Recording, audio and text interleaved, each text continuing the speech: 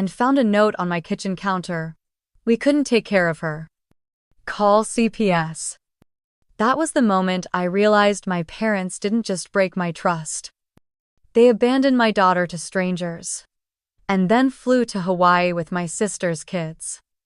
If you've ever questioned whether your pain was real, or if your family ever made you feel like too much, this story might be the thing that finally makes you feel seen. The house was too quiet. Emily pushed the door open with her shoulder, one hand still gripping the keys, the other holding a cup of now cold hospital coffee. Her shift at the ER had lasted nearly 14 hours. Bloody scrubs, a dislocated shoulder, 3 traumas, and a teenage overdose that still pulsed behind her eyes. She was used to chaos. But this silence felt wrong. She dropped her keys in the bowl by the door and stepped into the kitchen. That's when she saw it propped against a salt shaker. Like it was just another recipe card. A note. Her mother's handwriting. Neat and formal. Sorry, sweetie. We just couldn't take care of her. Contact foster services. Love. Mom and Dad. Emily stared at it. She read it again. And again. Her breath caught somewhere between her ribs. The mug slipped from her fingers, shattering on the tile floor. Where was Lila?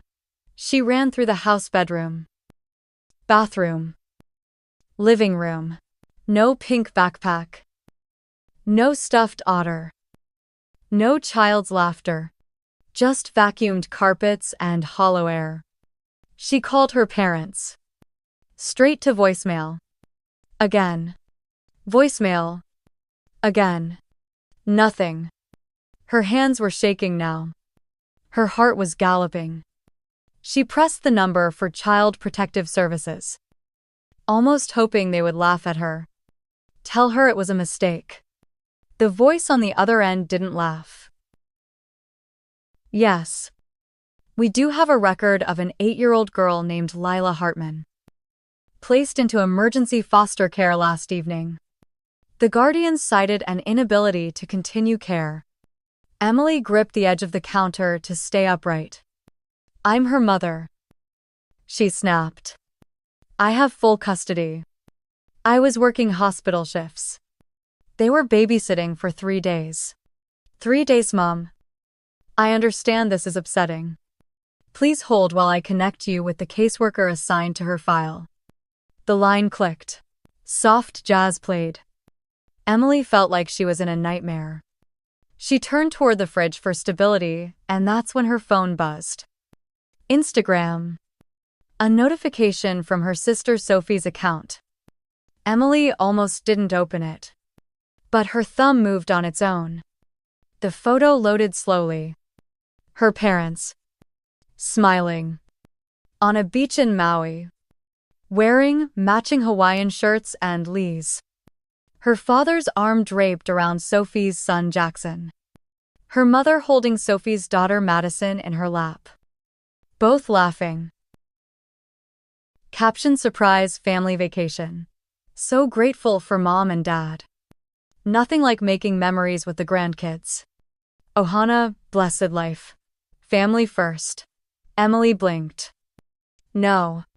No. No. No. She zoomed in on the timestamp. Posted last night. The same night, her daughter had been handed over to strangers. A scream clawed its way up her throat but came out as a choked sob. They had lied. They had looked her in the eye 3 nights ago. Nodded solemnly when she begged them to watch Lila, her voice nearly cracking as she explained the pileup on I-64. The shortage of nurses. The lives at stake. They'd promised. Just 3 nights. She had said, I'll pack everything. Lila will be easy. Her mother had sighed but agreed.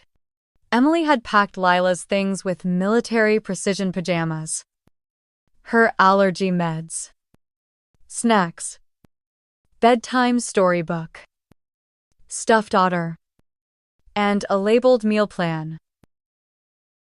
She'd hugged her daughter tight and whispered, "Be extra sweet. Okay, Grandma and Grandpa get overwhelmed. And now this." They had abandoned her daughter and fled to paradise.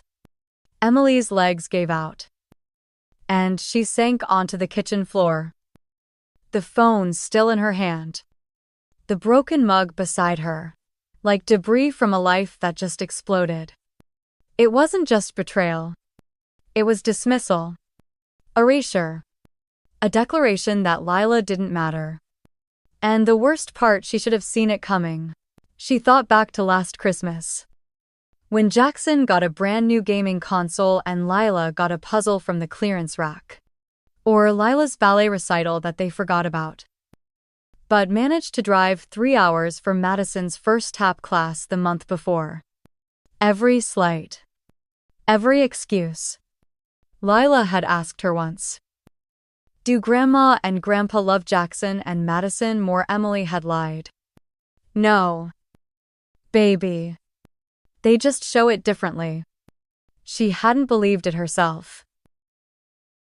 Her parents had always favored Sophie with the lawyer husband and perfect suburban home. Sophie, who never worked nights, never showed up tired, who made parenting look like an Instagram ad. Emily, the single mother, the ear nurse with unbrushed hair and forgotten birthdays, was the footnote, the emergency contact, the fallback plan. But even she hadn't believed they'd go this far. They had thrown Lila away, and now strangers were comforting her, tucking her into bed, telling her that her mommy would come soon. Emily gritted her teeth. This wasn't just a mistake. It was abandonment. And they would answer for it. She picked up the phone again, dialing with a steadier hand now. "Yes. This is Emily Hartman, Lila Hartman's mother. I want to speak to her caseworker right now." The phone at Child Protective Services rang 5 times before someone picked up. Emily gave her full name, explained the emergency, and waited. Her jaw clenched tight enough to hurt. Lila was safe, the woman assured her, in a temporary placement. No one had hurt her. But the ache in Emily's chest wouldn't subside. After hanging up, she curled up on the couch, not to rest, but to breathe. In, out, in, out. The silence in the house had never felt so loud. Somewhere in the stillness, the memories began to leak in, uninvited, like smoke under a closed door. She was 6 again. It was her school's reading competition. Emily had spent weeks practicing, carefully enunciating every word of Charlotte's Web to beat out a 5th grader in the finals. She came home holding the first-place ribbon with both hands, cheeks flushed with pride. Her mom glanced up from the kitchen. "That's nice. Honey, did Sophie finish her ballet class early? I need to get her ready for the recital." No congratulations. No mention of the win. No photograph to hang on the fridge. That weekend, the entire family drove 3 hours for Sophie's performance, where she played a daisy in the 2nd row. Her father clapped so loud it startled the audience. Emily had clapped too, even when no one clapped for her. She was 12 when she won a statewide math competition. Her teacher wrote a personal letter home, praising her work ethic and leadership. Her father barely skimmed it. "Let's not get too full of ourselves," he said, tossing the letter aside. "Nobody likes a show-off." Meanwhile, Sophie once got a C in biology, and it was treated like a national emergency. A tutor was hired. Sophie was comforted. And Emily overheard her mother whisper, "She just needs more support." She's more sensitive than Emily. At 16, Emily stopped expecting them to notice anything. She studied late, cooked her own meals, did her own laundry. When their father lost his job for a year, it was Emily who worked at the grocery store after school to help pay bills. Sophie. She cried and locked herself in her room. Emily didn't cry. She couldn't afford to. Her mother once said, during a particularly tense moment at the dinner table, "Sophie is easier to love. You've always expected too much from people." The words had lodged in her like a splinter. Not fatal, but always there. By college, Emily had mastered the art of disappearing. She chose nursing over medicine. Not because she wasn't smart enough, but because she didn't want to chase approval anymore. She wanted to help people who saw her. And when Lila came into her life during her last year of nursing school, unexpected, fragile, and perfect, something in her cracked wide open. For the first time, she loved someone without fear of being unloved back. But now, it was happening again. Her parents had looked at her child, the one who had never asked for anything but love and bedtime stories, and decided she wasn't worth the effort. She wasn't Jackson or Madison. She wasn't easy. They hadn't just abandoned Lila. They had repeated history. And Emily had let them. She hadn't known how deep the wound went until now.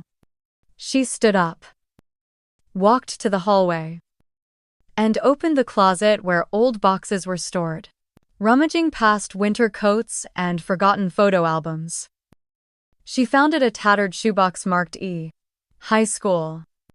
Inside were fragments of a girl who had once hoped to be noticed, certificates, programs with her name circled, even a dried-up corsage from her solo prom night. There was also a card, unsigned, but clearly her own mother's handwriting. "We're proud of everything you do, even if we don't always say it." Emily stared at the card. She had no memory of receiving it. Had she made it up, wished it into existence, or had it been slipped into a stack of homework? Lost in the shuffle. Did it matter? No words now could undo what was done. She sat back down, the box in her lap, and thought of Lila, her big eyes, her soft curls, the way she counted the stars every night through her window and named them after characters from their favorite bedtime stories. How would Lila remember this? Would she remember being left with strangers? Would she remember feeling like a burden? Emily's chest tightened. No. She couldn't let that happen. She wouldn't pass this cycle down. She reached for her phone and began typing. Not to her parents. Not yet. To Lila's caseworker. To her supervisor at the hospital. To a lawyer friend who once offered help anytime. She was done waiting to be seen. She would be loud. She would be messy. She would be enough.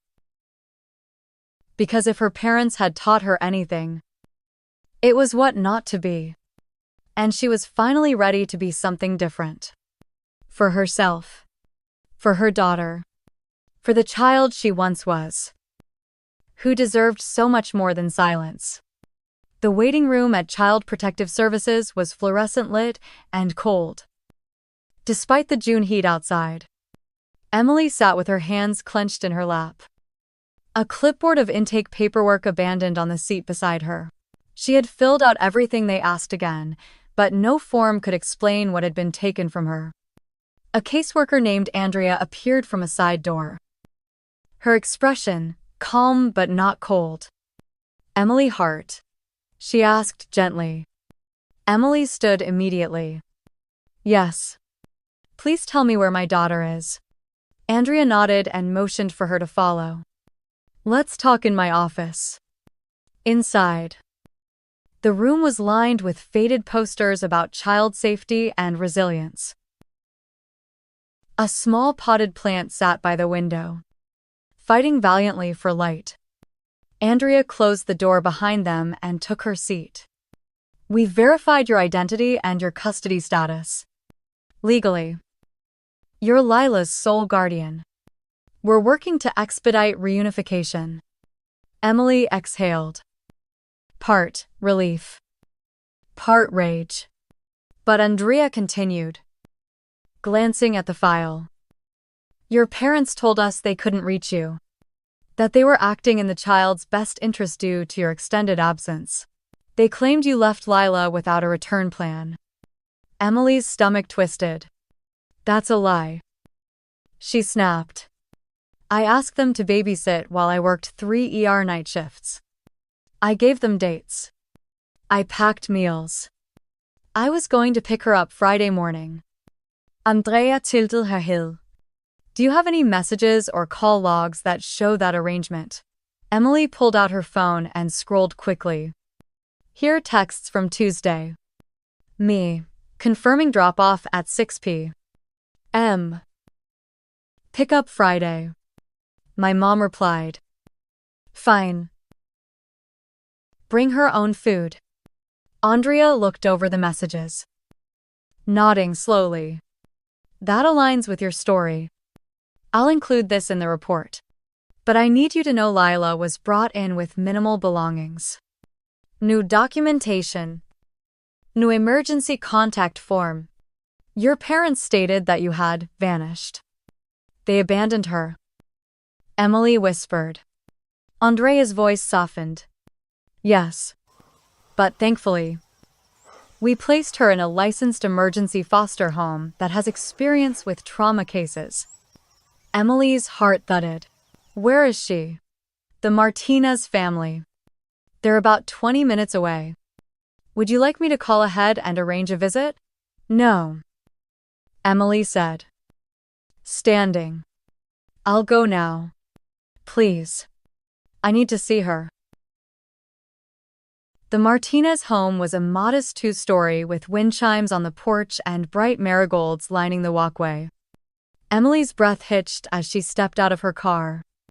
Her shoes crunched on the gravel, each step echoing the urgency in her chest. The door opened before she could knock. A woman in her 50s with soft brown eyes and silver-streaked curls stepped out. "You must be Emily," she said, offering a gentle smile. "I'm Maria Martinez. Lila's inside. In the sunroom. She's been very quiet. But she's safe." Emily could only nod. Her throat had tightened so badly she couldn't speak. Inside, the air smelled like cinnamon and something sweet baking. The sunroom was filled with light and soft cushions and watercolor drawings taped to the windows. And in the center of it all, Lila. She sat cross-legged on a beanbag chair, hugging her worn stuffed bunny, Webster. Her hair was slightly tangled. And her eyes. Emily's eyes looked so much older than 8. "Lila," Emily breathed. Lila turned slowly. There was a second of silence. Then the bunny hit the floor, and Lila bolted into her mother's arms. "Mommy," she cried. "You came." Emily dropped to her knees, arms wrapping around her daughter so tightly she thought she'd never let go again. "I'm here," she whispered into her daughter's hair. "I'm here. Baby. I will always come back for you."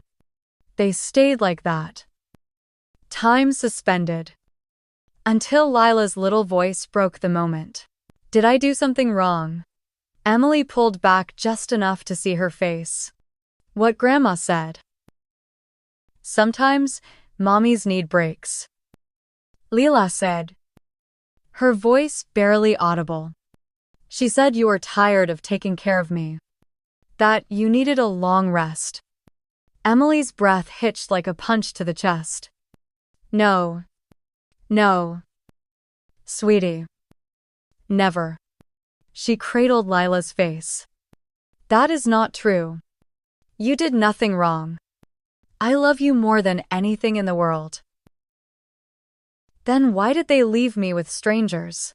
Lila's lip trembled. Why didn't they just wait for you to come back? Because they never waited for me either. Emily thought. Not when I was scared. Not when I needed them. And now they've done it again to you. But she couldn't say that. Not yet. Instead, she held her daughter tighter and whispered, I'm so sorry. Baby. I didn't know they would do this. I trusted them. But it will never happen again. I promise you. Behind them. Maria quietly stepped away to give them space. When they finally stood up, Emily noticed the little drawings taped to the window. Stars. A bunny. A house with a crooked chimney. Did you draw these? She asked. Lila nodded. I wanted to remember home. Emily touched her daughter's cheek. We're going home soon. But this time, we build it our way. Okay, Lila nodded, nestling back into her arms. And in that moment, Emily understood something terrifying and true. She had always been the forgotten child. And now, her daughter had joined the legacy. No more. Not again. It ends with me. The sun cast long amber beams through the Martinez kitchen window, painting the tiled floor in soft gold. Emily sat in silence at the wooden table. Then her hands wrapped around a chipped ceramic mug filled with chamomile tea. Her palms were still shaking, though the warmth helped. Across from her, Maria Martinez moved around the kitchen with a quiet rhythm, pulling a tray of cornbread from the oven. She didn't ask too many questions. She didn't press for details. She simply made space in her kitchen, in her home, and now, in Emily's storm-rattled world. In the living room, Mr. Martinez sat with Lila, helping her build a cardboard puzzle of sea creatures. Lila's soft giggles floated in every now and then, still tentative, like a melody she'd forgotten the lyrics to. Maria set the tray down, then eased into the chair beside Emily. Eat, she said with a smile. You can't pour from an empty cup, and definitely not on an empty stomach. Emily tried to smile, but her face felt heavy. Maria waited, then gently asked, Do you want to talk about it? Emily hesitated, but the words broke through. My parents left her, dropped her at an agency, told her I needed a break. Maria exhaled slowly. I'm sorry. I begged them for 3 nights. Just 3. Emily whispered. I packed everything. Wrote instructions. I didn't know they were flying to Hawaii. I didn't know they could be that cruel. Maria nodded, then rested a hand over Emily's. Her voice softened. Can I tell you something? Emily nodded, bracing herself. I was left outside a church in Santa Fe when I was 3 weeks old, wrapped in a blue towel. No name. No note. Emily's brows rose. You. Maria smiled faintly. The nuns named me Maria. I lived in orphanages, then foster homes. I was adopted at age 6 by the Martinezes, Enrique and Alma. They were older, quiet, but they chose me. Every day. She paused, watching Emily carefully. I broke plates. I wet the bed. I once ran away and hid in a neighbor's shed. And they never raised their voices. They just sat with me, fed me, and made me feel safe. Emily's voice trembled. How did you ever learn to trust again? By watching them love me with actions, not just words, Maria said. And learning that love that is chosen, not obligated, is often the truest kind. A tear spilled down Emily's cheek. I thought I was the problem. I thought if I were better, kidder, more helpful, they'd finally see me. Maria reached over and took her hand. Their blindness doesn't define your worth. Their love came with conditions. That's not your failure, that's their limitation. From the living room came a voice. Mom. Lila appeared in the doorway, holding her stuffed daughter Webster by one ear. Can I have more of that cornbread? Maria chuckled. Standing. With honey this time, Lila nodded shyly. Then she glanced back at Emily. Then at Maria. Can I ask something? She said softly. Anything? Emily replied. She pointed at Maria. Can she be my other grandma? The kitchen fell silent. Maria knelt down, eyes filled with quiet surprise. Sweetheart, she said. I would be honored. But only if your mommy says yes. Emily wiped her tears and nodded. If she makes you feel safe. Then yes. Lila beamed. Then skipped back into the living room, clutching Webster. Maria rose slowly, brushing a hand under her eye. Kids know. You know, she said to Emily. They know who makes them feel seen. Emily leaned back, exhaling for what felt like the first time in hours. I was always told family was blood. Obligation. That love meant sacrifice. Even if it hurt. Maria shook her head. Family isn't who shares your DNA. It's who shares your load.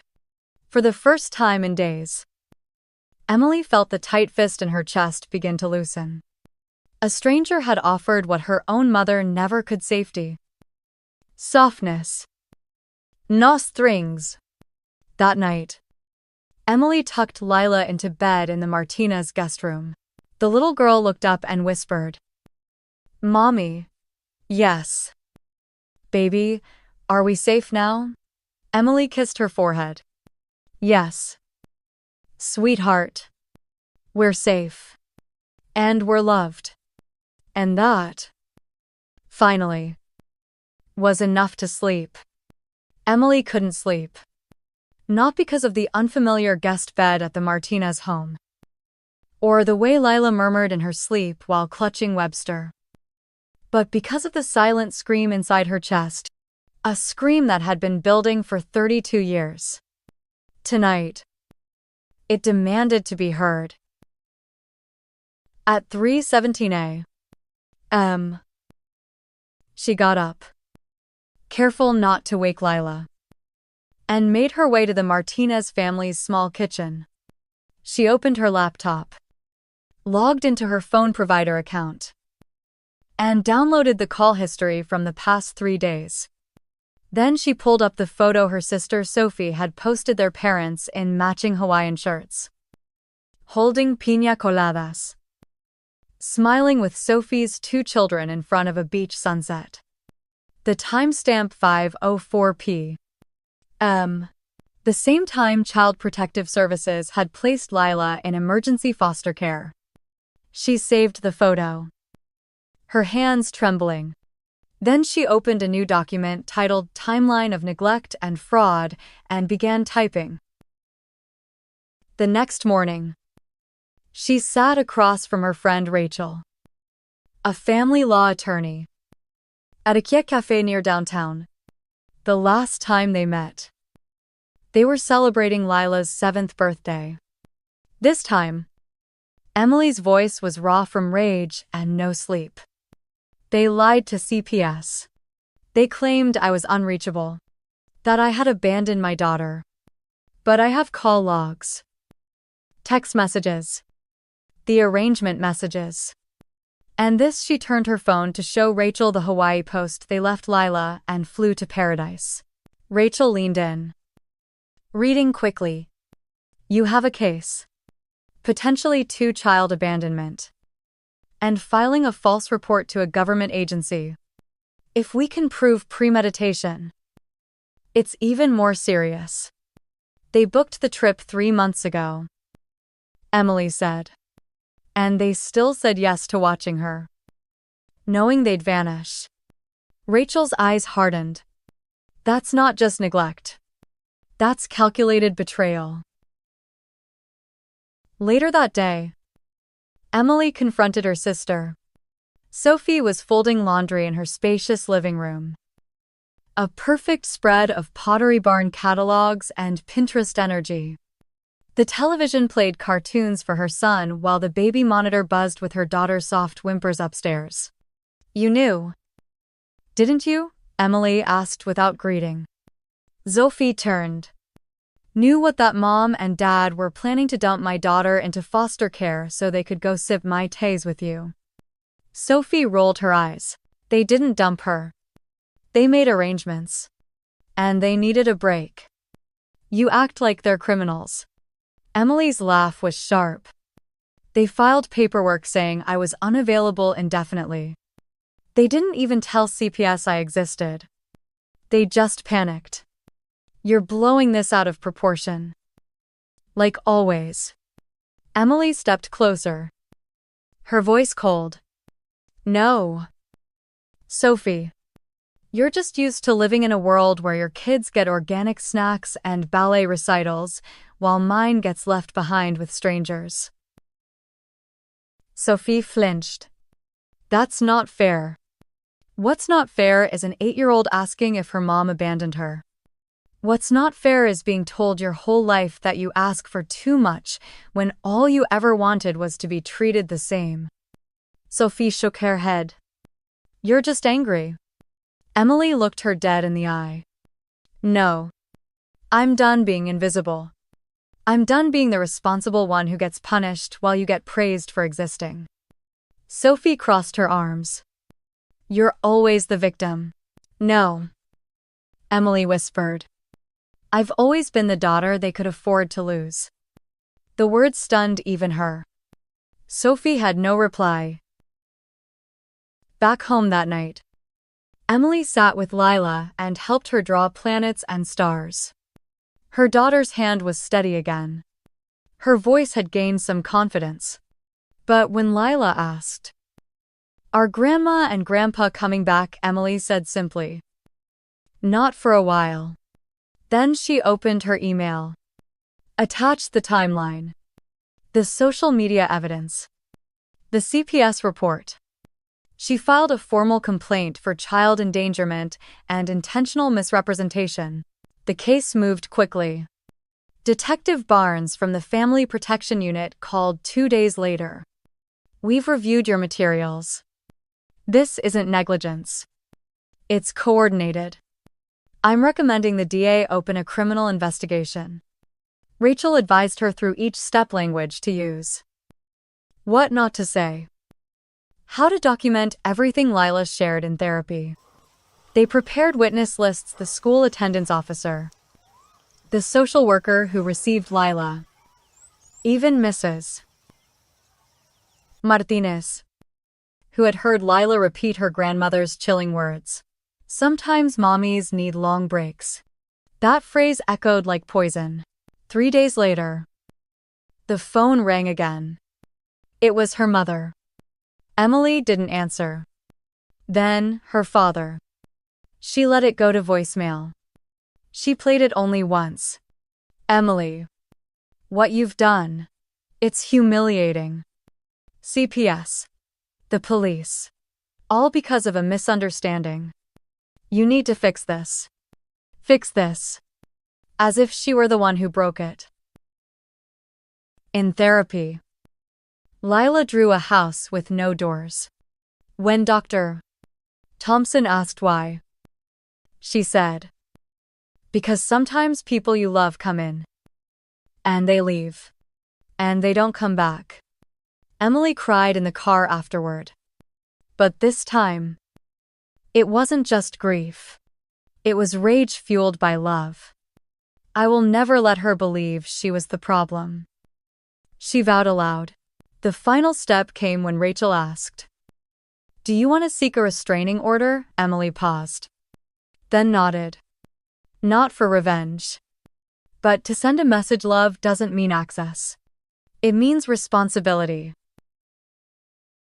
And finally, she sat in her kitchen that night and wrote something for herself.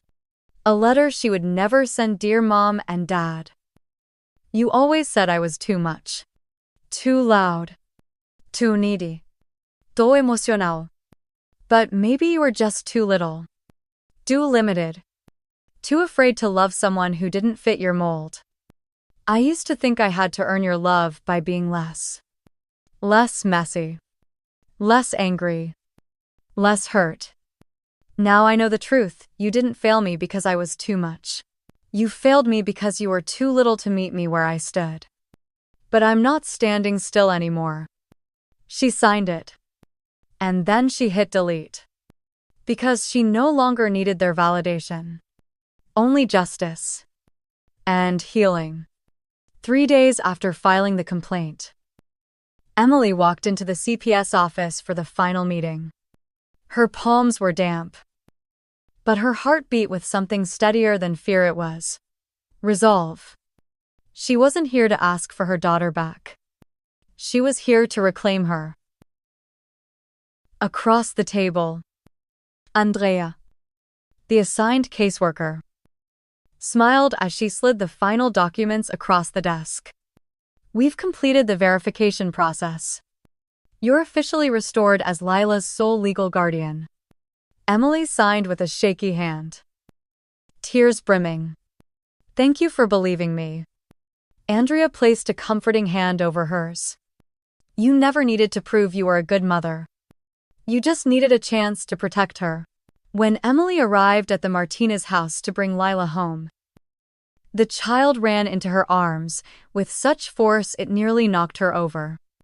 You came back, Lila whispered, burying her face in Emily's shoulder. Always, Emily murmured. No matter what. They left hand in hand. Webster, the stuffed otter, clutched tightly between them. Back at home, everything felt smaller. Quieter but also sacred. Emily had scrubbed every surface. Replaced Lila's bedsheets with fresh ones. Even added glow-in-the-dark stars to her ceiling. The trauma still lived in the walls. But she wanted the room to feel like a sanctuary. That night, after a dinner of mac and cheese and apple slices, Lila looked up from her bowl and asked, Mom, if I was better, like more fun or something, do you think Grandma and Grandpa would have taken me to Hawaii? Emily froze. Her fork clattered onto her plate. What makes you ask that? Baby. Lila's voice was soft. They always do stuff with Jackson and Maddie. Maybe I just wasn't good enough. Those words split something open inside her. Emily knelt beside her daughter and cupped her face. Lila. Sweetheart, listen to me. This is very important. You were never the problem. What they did says everything about them. And nothing about you. Lila's lips trembled. But Grandma said you needed a long break from me. Emily's throat closed. A familiar shame clawed at her ribs. One she hadn't felt in years. Because deep down, once upon a time, she'd asked herself the same question. When she was Lila's age. When her own mother left her dance recital early. Saying, you were too intense. Sophie's easier to love. I thought it was my fault too. Emily said. Her voice breaking. When I was little, I thought if I was quieter, easier, maybe I'd be loved more. But I was wrong. And so are you. Lila leaned into her. The weight of generations resting on Emily's chest. Therapy began the next week. CPS had arranged for a trauma-informed child therapist. Dr. Chen, who specialized in helping children process betrayal and abandonment. Emily sat in the waiting room during the first session. Legs bouncing. Fingers twitching. When Lila emerged, she looked subdued but lighter somehow. She said it's okay to feel mad. Lila whispered. And that it doesn't mean I'm bad. That night, Emily journaled. For the first time in years, the page read, Lila thinks she has to earn love. And the cruel part. That's exactly what I've spent my whole life trying to do too. Boundaries became the next frontier. Emily blocked her parents' numbers. When Sophie texted demanding she stop embarrassing the family, Emily didn't respond. She changed the locks on her apartment, told the school to remove her parents from the emergency contact list. She informed her landlord and neighbors that no one was to be given access to her unit without her consent. At the next session, Dr. Chen invited Emily in for the final 10 minutes. We've been working on identifying safe and unsafe people, she said. Lila made a list. Would you like to see? Emily nodded. At the top, written in big, uneven letters, was Safe Mommy. Dr. Chen. Mrs. Martinez. Emma at school. Webster. Emily laughed through tears. Webster's getting promoted. Then, underneath you, unsafe Grandma, Grandpa, Sophie. And finally, in smaller print, I feel better when they're far. Dr. Chen said gently. Children often internalize a guilt. But the more truth they're given, the freer they become. Emily took the list and pressed it to her heart. Weeks passed. Sleep became less interrupted. Lila stopped flinching when the phone rang. They went back to Saturday pancakes, bedtime stories, walks in the park with no invisible shadow trailing them. Still, the healing wasn't linear. One night, after a birthday party where a grandparent brought handmade cupcakes for another child, Lila asked, "Do you think they miss me at all?" Emily didn't lie. Maybe. But missing someone doesn't mean they know how to love them right. Lila nodded. Good. Because I don't miss them. One Sunday morning, Emily took Lila to the beach. The wind was strong. The kind that tugs at your soul and dares you to let go. Lila ran ahead, chasing the tide, laughing. Emily watched her and thought, this is my daughter. Not a burden. Not a mistake. Not something I need to apologize for to my family. She's everything I never had. And everything I never knew I needed. And me, I'm not too much. I'm just finally enough. It had been 3 weeks since Emily had blocked her parents' numbers. 3 weeks since she had stopped checking for an apology that would never come. The silence from her family was both a relief and a weight proof that she had made the right choice. And also a cruel confirmation they would rather lose her than reflect. Lila was adjusting. Slowly. The nightmares had decreased. And her laughter was returning like the tide, unpredictable but persistent. Emily focused on the present: therapy, stability, a safe home. Still, there were quiet hours where the ache of absence crept in. The kind of ache that had less to do with her parents and more to do with the dream of what they could have been. On a cloudy Saturday afternoon, the doorbell rang. Emily opened the door and froze. It was Judith, her former mother-in-law, Eric's mother. They hadn't spoken much since the divorce cordial exchanges at holidays. The occasional birthday text for Lila. But she stood there now, holding a pie and a look that felt equal parts gentle and defiant. "I heard what happened," Judith said softly. "And before you say anything, I'm not here to defend anyone." Emily stepped aside. Wordlessly, they sat at the kitchen table, the pie untouched between them. Lila was in her room, painting constellations on her ceiling. "I saw the news online," Judith continued. "And then I called Eric. He didn't know much.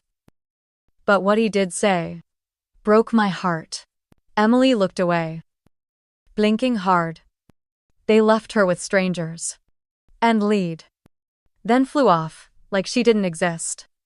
"I know." Judith's voice trembled. "And that's why I'm here." Emily braced for an awkward apology or a veiled plea to reconcile with her parents. Instead, Judith reached across the table and took her hand. "You and Lila are not alone. You never were. Family isn't who shares your blood. It's who shows up. And I'm here now because I want to." Emily didn't expect the tears, but they came anyway. Judith squeezed her hand. "What they did was unforgivable. But don't let their absence make you forget what love can still look like." After a pause, she added, "Would it be all right if you and Lila came over for dinner next weekend? Just a small meal. No pressure. Just warmth." Emily stared at her, startled by the simplicity of the gesture. No performance. No expectations. Just an open door. "I'd like that," she said. And for the first time in weeks, she meant it. Sunday evening. Emily told Lila. Judith had called it family dinner, but made it clear that there would be no speeches. No dress codes. No forced hugs. Just lasagna and laughter, if they were willing. Lila's eyes lit up. "Can I bring Webster, of course?" Emily smiled. "And can I draw her a picture? One with stars?" Emily nodded. She'd love that. That Friday, they walked up the path to Judith's house. It was the same white brick cottage Emily remembered from early years of motherhood. But tonight, it felt different. Not like a remnant of a failed marriage, but like a sanctuary being offered freely. Judith opened the door in an apron, flower on her cheek. "There's my girls," she said. And Lila ran into her arms like she'd done 100 times before. But this time with intention. The table was set with mismatched plates and candlelight. The smell of fresh bread and roasted vegetables filled the air. It wasn't grand, but it was real. At dinner, Judith asked Lila about school, about painting the stars, about Webster's latest adventures. Not once did she bring up Emily's parents. Not once did she ask probing questions or offer unsolicited advice. She was simply present. After dessert, cherry pie with vanilla ice cream, Lila yawned and curled up on the couch. Judith handed her a fuzzy blanket, kissed her forehead, and turned to Emily. "Can I tell you something?" she asked. "Of course. When Eric and I divorced, I blamed you. Quietly. I thought you broke his heart. But then I watched how you raised Lila. How fiercely you loved her. How steady you were. Even when things got hard. And I realized whatever happened between you and Eric, you've always shown up for your daughter." Emily's eyes filled. "I tried." "You did more than try," Judith said. "You stayed. You protected. You gave her safety when others gave her fear." Emily sat back, exhausted and full, in a way she hadn't felt in months. Maybe years. "She asked me last week if you could be her new grandma." Emily said quietly. Judith's eyes brimmed. Then I'll be the kind she deserves. If you'll let me. That night, Emily drove home with Lila asleep in the back seat. The roads were quiet. The stars above were visible, scattered like promises across the sky. She thought about how hard she'd fought to protect Lila. She thought about the line that had been crossed and the line she'd drawn to say no more. But more than that, she thought about the open door, the warm table, the gentle touch of someone who chose them. Family, she realized, wasn't something you inherited. It was something you built one honest connection at a time. And in that truth, she felt something break open. Something healing. Something holy. The idea came to her one morning, just as the kettle began to whistle. Write it all down. Not for them. Not to send. Just to empty what had been filling her chest for 33 years. Emily sat at the small desk in the corner of her bedroom. The same desk she had once used to write college essays while Lila napped in a bassinet beside her. She pulled out a sheet of linen paper and began. Dear Mom and Dad, you probably don't remember the day you missed my high school graduation. You were at Sophie's dance recital across town. You said I'd understand when I had kids of my own. You were wrong. I don't understand. And I don't think I ever will. The pen moved faster than she expected. The words flowing not from bitterness, but from a deep place of ache. You made me believe love was conditional. That I had to earn my place by being useful, quiet, undemanding. I learned to apologize before speaking, to smile when I felt unseen. I stopped bringing home good news because I realized you wouldn't celebrate unless it involved Sophie. You taught me that needing anything from you was weakness. That my hurt was inconvenience. That being strong meant being silent. She paused, took a breath, then continued. And yet, when Lila was born, I still came to you. I still hoped, because part of me thought maybe being a mother will finally make me enough for you. But even when she called you Grandma, even when she looked up to you with those wide, hopeful eyes, you chose someone else. Again. You didn't just leave me this time. You left her. Tears blurred her vision. But her hand did not stop.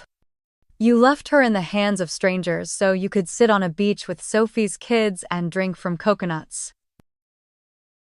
And she asked me, with trembling lips and tearful eyes, did I do something wrong? Mommy, am I too much? And all I could think was, I used to ask the same thing. Emily put the pen down for a long moment. Then she picked it up for the final lines. I forgive you. Not because you've apologized. Not because you're owed forgiveness. But because I'm tired of carrying the weight of people who never chose me. I forgive you not for your sake, but for mine. Because I deserve peace. Sincerely, Emily. She folded the letter, slipped it into an envelope, and placed it in the back of her journal. She wouldn't send it. That wasn't the point. The point was that it no longer needed to live inside her. Later that morning, she helped Lila pack her school bag, a banana, her reading folder, her stuffed otter Webster, always along for the ride. They walked to the car together, hand in hand, the air crisp with early spring. As Emily buckled her daughter into her booster seat, Lila looked up with a serious expression. Mama. Yes. Sweetheart, are you sure you're coming back to get me today? Emily's breath caught in her throat. Not because she was hurt, but because she understood the question better than she wished she did. She crouched down to eye level. I came back for you from something scarier than school, she said. brushing a curl away from Lila's cheek. I came back from the worst kind of place. And I would do it again 1,000,000 times. Lila blinked. Even if it's really far, even from the ends of the earth. Emily whispered. Even from the dark. Even from the places nobody else would go. I will always come back for you. Lila's eyes shimmered. She gave a small nod. Then whispered, "Okay," and hugged her tightly around the neck before climbing into her seat. On the drive to school, Emily glanced at her daughter in the rearview mirror. Lila was humming softly. Webster tucked under her arm. The road ahead was lined with cherry blossoms, the pink petals fluttering like tiny notes from the universe. When they reached the school drop-off line, Emily parked and walked her to the gate. Other parents waved, distracted by coffee cups and backpacks. Emily crouched again, kissed Lila's forehead, and said it one more time, just in case. "I'll be right here at 3:15. Same spot. Like always." Lila smiled now. More sure. "Okay. Mama. Love you. Love you more." As Emily stood at the gate watching her daughter walk away, the echoes of her own childhood flickered in the back of her mind. But this time, they didn't sting. They were just echoes. No longer chains. She had broken the cycle. And in doing so, she had given her daughter what she never had: the promise of return. The email arrived late, nearly midnight, when the house had gone still and the only sound was the soft rustling of Lila's quilt as she turned in her sleep. Subject line: "Thank you for being brave." First. Emily almost deleted it. It looked like spam at first glance. But something about that title pulled at her. She clicked. "Dear Emily, I don't know you. I only know your story, how your parents left your daughter so they could sip cocktails in paradise. All how you stood up for her. And for the little girl you once were. I've never seen someone put into words the ache I've carried all my life. I'm a single mom too. And for years, I've let my parents treat my son like a guest in their lives while showering my brother's kids with love. I kept quiet. I told myself to be grateful for whatever scraps they gave. But your story changed something in me. Yesterday, I told them no more. I told them they don't get to be in my son's life unless they treat him with the respect he deserves. I was shaking the whole time, but I did it. I just wanted to say, thank you. For going first. For showing me it's okay to walk away. And still be whole.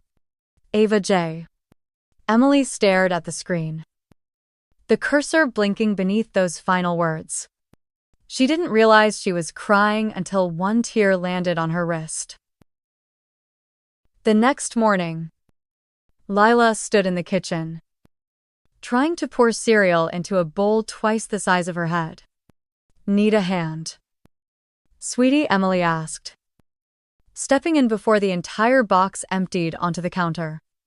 "Mama," Lila said, serious and small. "Do you think you would have still loved me if I was different?" Emily froze.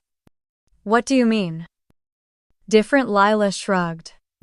"Like, cuter. Or easier. Or not so much. Grandma used to say I was a lot to handle." Emily knelt down. She took Lila's hands into hers.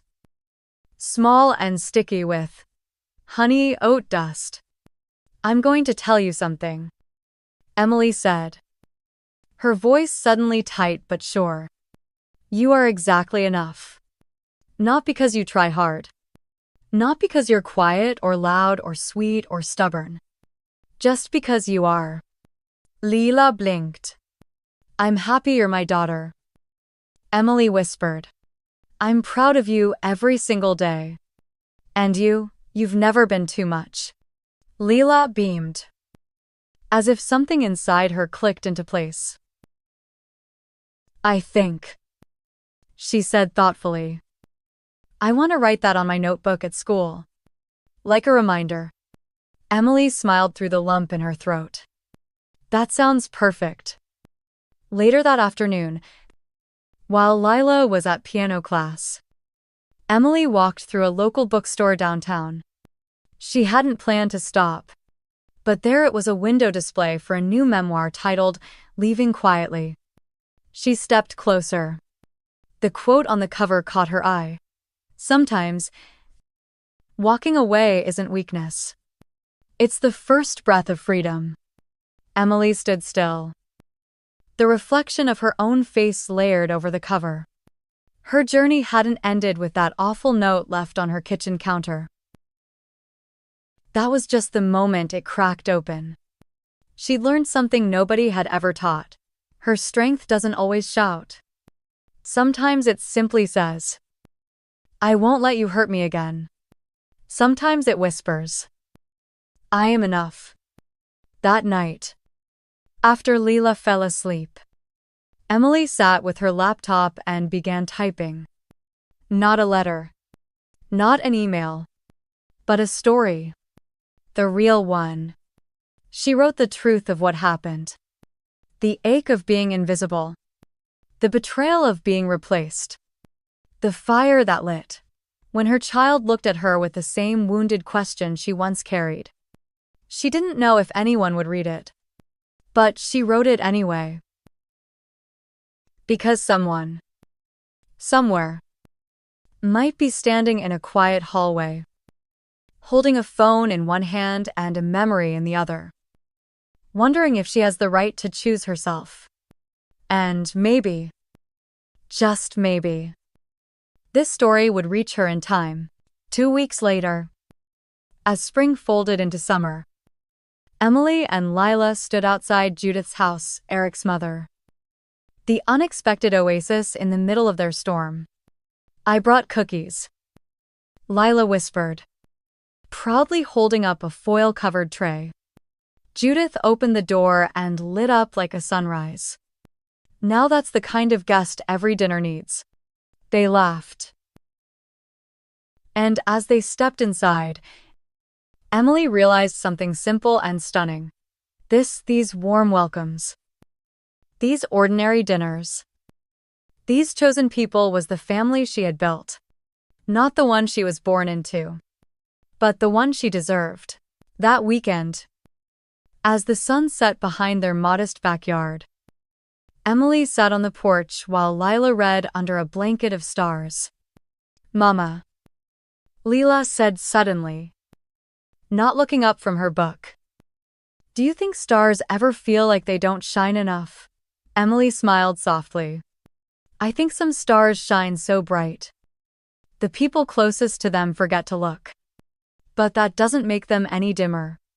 Just waiting for the right eyes. Lila nodded. Thoughtful. Then I hope I'm one of the bright ones. Emily leaned over and